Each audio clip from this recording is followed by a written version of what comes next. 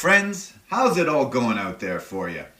I gotta say, a huge thank you to all the new listeners out there over this past week. It has been great seeing some actual growth happening on this podcast. Now, if you remember in the last episode, I said how 7 new countries had tuned in. Well, since then, 17 more have joined the party. And I have just been super stoked seeing growth like that. I won't read out the full new lot of countries, but to give you an idea of kind of where things are happening, and it's global, it's around the world. I mean, places like Oman, Senegal, El Salvador, and Paraguay, just to name a couple of them, just to give you some of the very different geographical locations. Those are places that have tuned in. All over the world, people are listening to the show, and I could not be happier about it. Actually, this podcast has now been listened to in 84 countries. And again, maybe you can tell, but I'm super excited about it. It's been so much fun over the past week, opening up the app and seeing just all the new countries and listeners that have been tuning into the show. It's great. It's been a really, really fun week for me. Thank you, folks. Not only are these in vastly different geographical locations, but people from just all different walks of life, different cultures, different religions, different languages. It's amazing. Riding bicycles is obviously a globally loved hobby. Now, since you're all tuned into the show, does that mean I can expect to see you out there on the road here in Hokkaido at some point? It would be really, really cool if that were the case. Whatever your reason, folks, if you're tuning into the podcast to plan for a future Hokkaido ride, welcome. If you're tuning into the podcast just for a couple of Japanese stories, welcome. Whatever your reasons are for listening to the show, welcome. And I hope you're enjoying it. I hope you're finding value in the show, folks. Thank you. But check this out. Let's get into some riding. We have had some just awful weather this spring. It's been cold and rainy, and the wind has just been throwing an absolute hissy fit. I mean, we've had days where the wind has been up over 40 plus kilometers an hour. Just incredibly strong winds. I mean, last weekend, a friend of mine and I, we had a plan to ride to Kuriyama last Sunday to go to their Furusato Inaka Matsuri. In English, that would be called their hometown countryside festival. But, I mean, the wind was well above 40 kilometers an hour. So we canceled our ride. Now, don't jump all over me here, folks. Yes, I know a big part of cycling is dealing with the wind. But what we had planned was over 100-kilometer ride for the day. And trying to do that in gale force winds would just be absolutely no fun. I mean, the wind is changeable. It's not like it's steady in one direction where you could kind of plan around it, kind of adjust your route to make it doable. It's changeable hour by hour. And we just said, nah, this is not on for the day. Again, 100-kilometer ride, 100-kilometer plus ride in that kind of weather is... that route can wait another day, right? So, but it wasn't a complete loss. What I did do in those days with wind like that, which was constant over the past week or so, was smaller rides of between 30 and 40 kilometers, on days when the wind was up like that. One day, I went out to the Makumbetsu marshland to see the Asian skunk cabbage in bloom here in Ishikari. That's always a really nice place to see in the spring.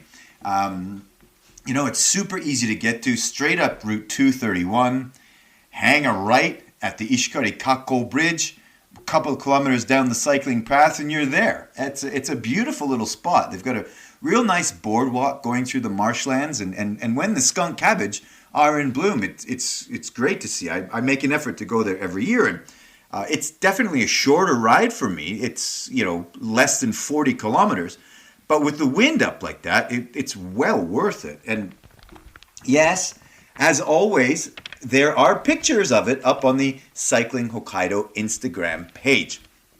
While the wind was going absolutely nuts, I also did some of my stock standard riding up to the Ishikari Lighthouse, right? It was kind of interesting. That last ride I did up to the Ishikari Lighthouse, I actually learned something in all that wind. Now, when I have time off work, especially when I have a full day off, I like to do a 100-kilometer day at least, right?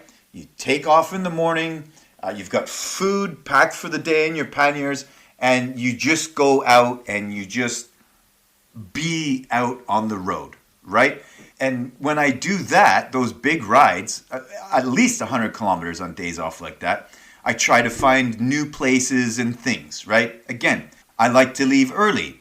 I try to keep a decent pace. Now, don't get me wrong, folks. I am not the fastest cyclist out there by a long shot, but I try.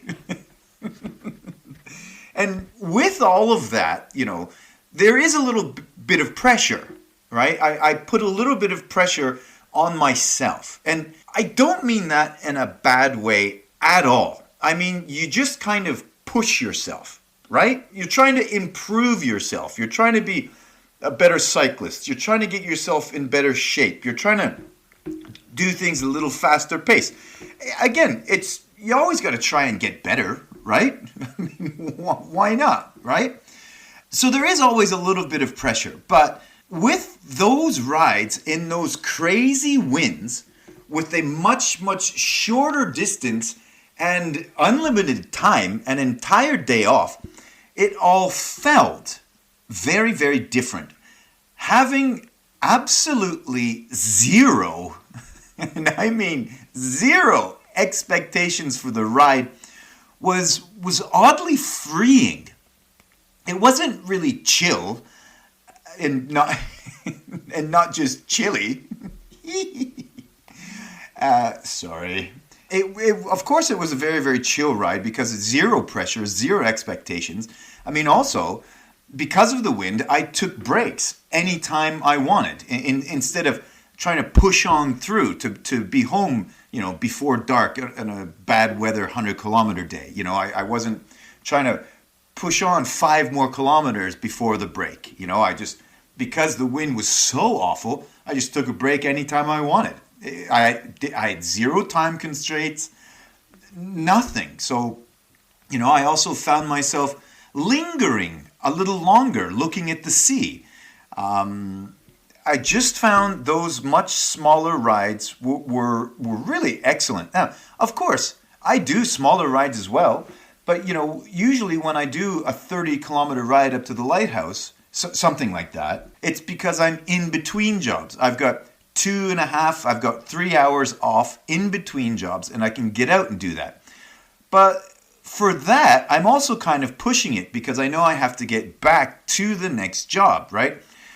Again, what I was doing on the weekend and during spring break was completely different. There was just zero stress. The wind over this past little week or so, over this past spring break, the wind has kind of taught me you don't need a 100-kilometer day for a ride to be awesome. And I guess that's kind of something I kind of had to look at because I'm always, as I said, anytime I've got a full day off, I like to make the most of it with as big a ride as I possibly can and to new places, new explorations, new discoveries, whatever, right? And so you won't believe this. And now that my work schedule, you will believe this because this is the way things usually go. Now that my work schedule this week has just slammed back in full force, the weather's nice. The wind has died down. Ain't that just always the way it goes? I mean, the first day back of my full schedule was sunny and windless. Like, oh, come on. Where were you when I was off? But again, a lesson learned. A day off doesn't always have to be a 100-kilometer day. You can have a perfectly acceptable, enjoyable ride at 30 or 40 kilometers, just chilling, lingering on the beach. Well, and actually this kind of brings me to my next point, because while I was out there lingering a little longer at various sites, lollygagging about, I learned a bit more about our local Ishikari history. Folks, there was a lot of learning done out there this past week. This next little story, this again is a part of what really makes Hokkaido unique among Japanese prefectures. Let me tell you the history. Let me tell you the story first. Let me tell you this little historical story first, okay? So, I was in Benten Historical Park, up kind of near the Ishikari Lighthouse, kind of just 500 meters back from the Ishikari Beach. And that Benten Historical Park is a really nice little spot. They have a Japanese garden called a kare sansui. Now, if you don't quite know what that is, you actually probably do. Those are the Japanese dry landscape gardens. You know, they've got rocks and little bushes and very meticulously raked sand or fine pebbles. You've probably seen them in movies, or maybe if you've been to Kyoto and seen any of the gardens. Those dry landscape gardens are called kare sansui. And there's a very nice, very small one up in Ishikari at the Benten Historical Park. At that little area, there's also a space they use for some of the Ishikari festivals. I think the Ishikari Salmon Festival, a big part of that's there. I think like some of the Ishikari marathons start or finish from there. Sorry, I can't quite remember. But they use it for lots of different events. There's an old shrine, which is really cool. Benten Shrine, it's called. Now, this shrine was apparently erected in 1694. Now, when you look at it, obviously it's not the original materials from 1694 that are on it now, but a shrine has been on that site since 1694, and it's always been devoted to bountiful salmon catches, the safety of fishermen and boats coming in and out of Ishikari. Because, you know, way back in the day, Ishikari was a main hub when the Japanese were kind of opening up Hokkaido, right? I think there was like Ishikari, Hakodate, a few places around. And sorry, I didn't really do research for that, but I was reading about Ishikari this time. Ishikari was a very important trading hub for salmon, forestry, wildlife, boats, traders coming in and out. It was a very, very important part. But at that Benten Historical Park, what really catches the eye are all the little stone statues in the garden. And what they're all about is, back in the 1930s, a fisherman named Shosuke Yoshida, who was a big deal in Ishikari and the northern fishing areas, was from Niigata. And in his hometown in Niigata, apparently there is a canon. You know, canon are the statues that represent gods, and sometimes they're accredited with special powers, right? So this guy, Mr. Yoshida, back in his hometown, there's a canon of Tarodai Tensaku. And this particular canon was said to have miraculous powers. Miraculous, folks. I couldn't find any descriptions on what actual miracles this statue has attributed to it. But miracles, folks. So presumably this statue is able to do a little more than card tricks. So Mr. Yoshida, Shosuke Yoshida, decided to bring a wooden replica of the cannon up here to Ishikari, his new home, to give him a hand in catching fish. I mean, why not? We could all use a little help from time to time, right?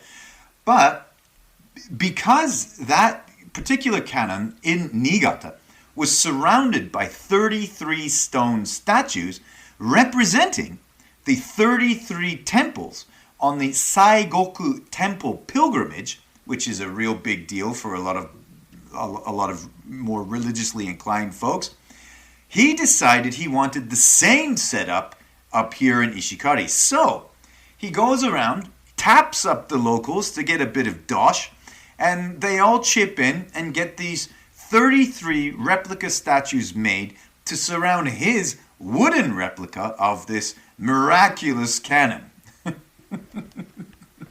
Now, I'm not sure how miraculous all this could be, with it all being a replica of a representation. But, hey, hopefully it all worked out and they had some really good hauls of salmon. But, you know, I really like how Japan has made pilgrimages available to people everywhere.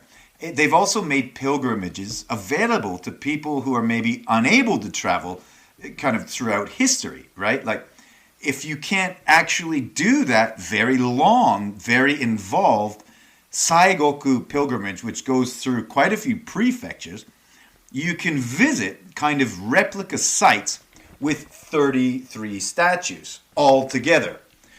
Or maybe if you recall the Fujizuka, when I was in Tokyo a couple of years ago, I talked about Fujizuka in episode 41 of the pod.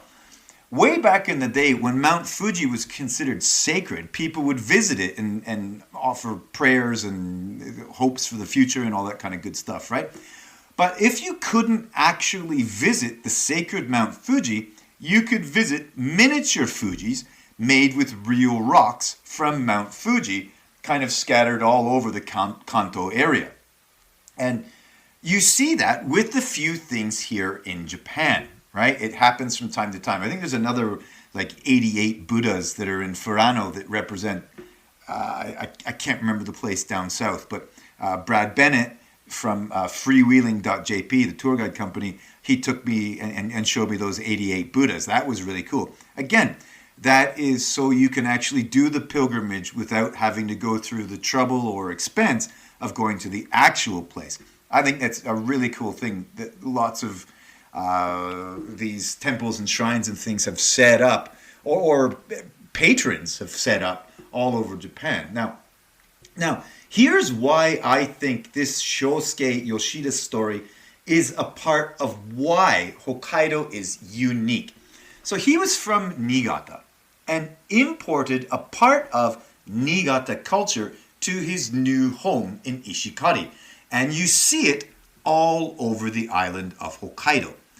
Now, Hokkaido is unique in many ways, but as a Japanese prefecture, it's unique because Hokkaido's culture was created when Japanese from all over the country came to Hokkaido, bringing their local customs with them.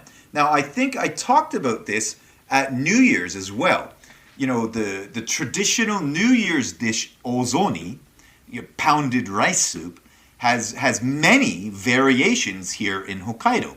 But if you go to a place like, say, Kyoto, they eat it, everybody eats it in the Kyoto style. Okay? But all styles from all different prefectures are here in Hokkaido.